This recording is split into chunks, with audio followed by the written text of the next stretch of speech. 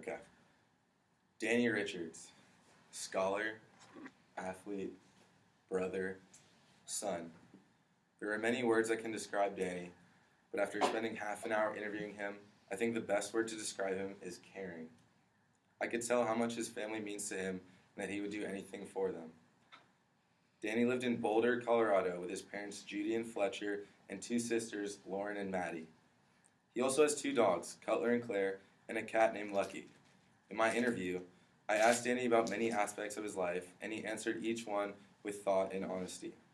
Two of the things that resonated with me the most that I discussed with Danny were his love of playing sports and the time he spent working at a restaurant.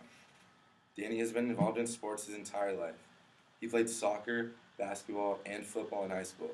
He enjoyed them all, but soccer was always the main sport. He has been a goalie all his life and carried it into high school, Fairview High.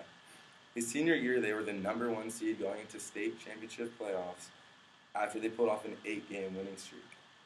They prepared to play against the surprise 28th seed in the semis, and it was supposed to be an easy win. Shockingly, they ended up losing in crushing fashion as the opposing team scored in the last minutes. Despite the heartbreak, Danny hasn't stayed away from playing sports, and it is still one of his favorite hobbies. Another memorable story Danny told me was that one day he was working as a waiter at his father's restaurant when the manager called in sick. Danny was the only person in the restaurant that knew the manager codes, and he was forced to step up and take over.